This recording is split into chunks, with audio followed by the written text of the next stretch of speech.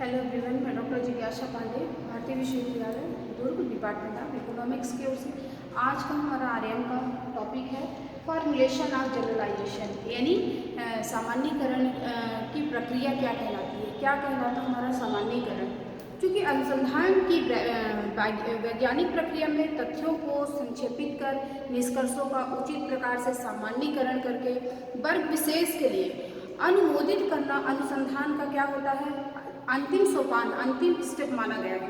अनुसंधान की प्रक्रिया में वैसे यह दो प्रकार की भूमिका का निर्वहन करता है। पहला यह है कि यह अनुसंधानरत व्यक्तियों के लिए अनुसंधानकर्ता की समस्या के संदर्भ में आनंद की अनुभूति प्रदान करता है।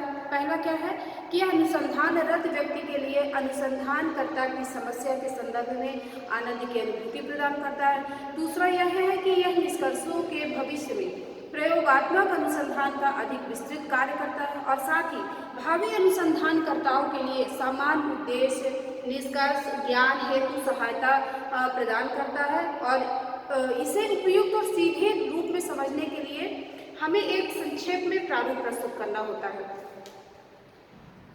यहाँ पे हम देखेंगे कि हमारा पहला टॉपिक है मीनिंग ऑफ जनरलाइजेशन, यानी हमारे सामान्यीकरण का अर्थ क्या होता है। तो जनरलाइजेशन का उद्देश्य है कि किसी निर्णय पर पहुंचना और जनसंख्या के न्यादर्श के परिणामों को आगे बढ़ाना। यहाँ पे आप देख रहे हैं कि हमारा सैंपलिंग है, न्यादर्श है, और ये हमारा पॉपुलेशन है, जनसंख्या।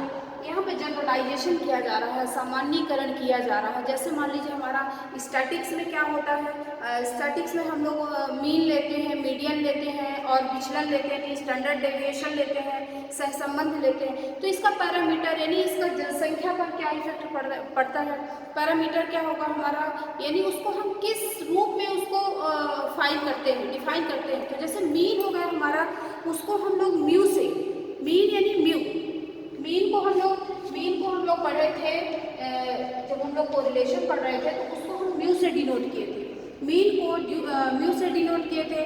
फिर जो हमारा मीडियन आ गया, जो हमारा मीडियन है, मीडियन को हम लोग किससे डिनोट किए थे, हम लोग कोरिलेशन में पढ़े थे, मीडियन को हम लोग एमडी से डिनोट किए थे। किससे डिनोट किए थे, एमडी से डिनोट किए थे।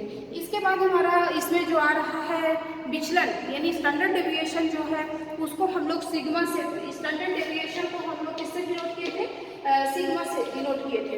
इसके बाद हमारा कोरिलेशन जो है उसको हम लोग यानी आर को हम लोग आर स्क्वायर से डिनोट किए थे। तो ये सांख्यिकी का एक एस्टिमेट होता है, अनुमापन होता है, और जो पैरामीटर के रूप में सामने आता है ऐसे M D sigma R square, ये हमारा क्या कहलाता है, पैरामीटर कहलाता है।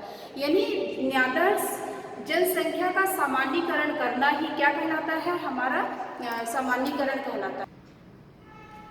हम यहाँ देखेंगे कि हमारा इसका जनरलाइजेशन का अर्थ क्या होता है। क्योंकि हमने बताया यहाँ पे न्यादर्श और पॉपुलेशन को जनरलाइजेशन करना ही क्या कहलाता है, हमारा सामान्यीकरण कहलाता है।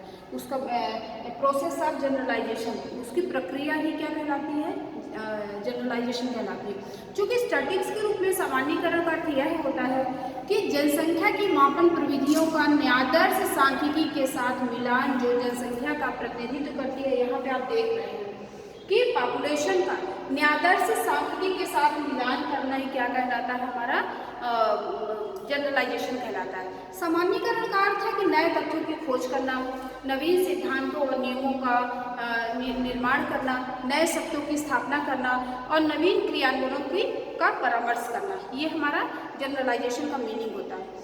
और यहाँ पे यह भी होता है कि यह अध्ययन किए जाने वाले क्षेत्र में एक बहुत योगदान देता है। यह शिक्षा के क्षेत्र में सामान्यतः नवीन योगदान देता है। सामान्यीकरण शैक्षिक समस्याओं के परिप्रेक्ष्य में होता है, यानी शैक्षिक समस्याओं से ही यह रिलेटेड हमारा जनरलाइजेशन। जनरलाइजेशन का अर्थ यह भी है कि अनुसंधान संबंधी अध्ययन का सारांश, यह अनुसंधान कार्य को सार्थक और क्या करता है, प्रमाणिक बनाता है। इसके बाद जनरलाइजेशन अनुसंधान की समस्याओं की प्रमाणिक परिकल्पना होती है, यानी हाइपोथेसिस में भी यह सहायक होता है। यह समस्या का प्रमाणिक समाधान भी करता है। इसके बाद जनरलाइजेशन का अर्थ होता है कि किसी प्रश्न का उत्तर जो पहले नहीं था अथवा उससे जब वह अवगत नहीं थे तो सामान्यीकरण का अर्थ होता है। सेकंड टॉपिक हमारा आ रहा है नीड आफ्टर जनरलाइजेशन, यानी हमें सामान्यीकरण की आवश्यकता क्यों महसूस हुई। चूँकि यह अनुसंधान कार्य का क्या होता है, सार है। जनरलाइजेशन क्या कहलाता है, यह अनुसंधान कार्य का सार है और उसकी अहर्ता की ओर संकेत करता है, और यह विषय विशेष के क्षेत्र में अनुसंधान की वैज्ञानिक प्रक्रिया के योगदान में एक संप्रेषण का कार्य करता है। किसमें, वैज्ञानिक प्रक्रिया में। अनुसंधान क्षेत्र में निष्कर्षों और सामान्य प्रदत्तों को यह एक सार्वभौमिक स्वरूप भी प्रदान करता है। किसको, निष्कर्ष और सामान्य प्रदत्त, यानी जो हमारे नॉर्मल डाटा होते हैं उसको एक सार्वभौमिक स्वरूप भी प्रदान करता है हमारा जनरलाइजेशन। इसके द्वारा अनुसंधानकर्ता को निष्कर्षों के महत्व का मूल्यांकन कर सकने की योग्यता भी इसमें होती है। अनुसंधान का मुख्य उद्देश्य ज्ञान के क्षेत्र को विस्तृत करना होता है। सामान्यीकरण की आवश्यकता परिकल्पनाओं की सार्थकता को जानने के लिए भी किया जाता है। हमारा जो हाइपोथेसिस होता है उसके एथेंटिक को, यानी उसकी जो सार्थकता होती है उसको जानने के लिए भी इसका उपयोग किया जाता है। सामान्यीकरण शोधकर्ता की तात्कालिक उपलब्धियों के सूचक होते हैं। सामान्यीकरण जो होता है हमारा अनुसंधान प्रक्रिया के वैज्ञानिक पदों के रूप में आवश्यक होता है, और यह वैसे जनरली अनुसंधान का अंतिम पद होता है सामान्यीकरण हमारा। सामान्यीकरण की आवश्यकता हमें इसलिए होती है कि वे समस्या के समाधान खोजने में शोध के उद्देश्य से संबंधित होते हैं। यहाँ पे हम देखेंगे कि सेकंड पॉइंट हमारा है secondary case for the need, यानी हमारे जो सामान्यीकरण होता है उसके गौण कारक क्या है, यानी सेकेंडरी केसेस क्या होते हैं। चूँकि अनुसंधान के परिणाम या उसका आलेख उस क्षेत्र के विद्वान व्यक्तियों द्वारा मूल्यांकन का आधार हो सकता है। दूसरा कारण यह है कि अनुसंधान के परिणाम और इसकी रिपोर्ट आगामी सूचना के रूप में प्रस्तुत किए जाते हैं। तीसरा यह है कि अनुसंधान संबंधी अध्ययन के परिणामों तथा तथ्यों के प्रमाण स्वरूप और प्रचार के रूप में भी इसका उपयोग किया जाता है। अगला यह है कि शोध के क्षेत्र में नवीन ज्ञान का प्रचार प्रसार करता है।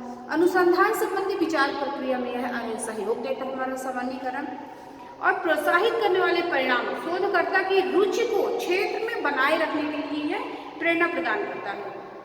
अनुसंधान के परिणामों से आगामी छात्रों के सुझाव व परामर्श भी जनरलाइजेशन के द्वारा ग्रहण किए जा सकते हैं। जनरलाइजेशन की जो लिमिटेशंस होती हैं, सीमाएं होती हैं, वह शिक्षा के क्षेत्र में उनके प्रयोग के विशिष्ट क्षेत्र की ओर संकेत करता है। नेक्स्ट पॉइंट हमारा आ रहा है कि 3 फेजेस ऑफ जनरलाइजेशन, यानी हमारे सामान्यीकरण के 3 सोपान कौन कौन से हैं। चूँकि अनुसंधान कार्य का सामान्यीकरण प्रायः 3 सोपानों में किया जाता है, हमको पता है। पहला हमारा है क्रियान्वयन, फिर उसकी वैधानिकता, फिर तीसरा हमारा सामान्यीकरण।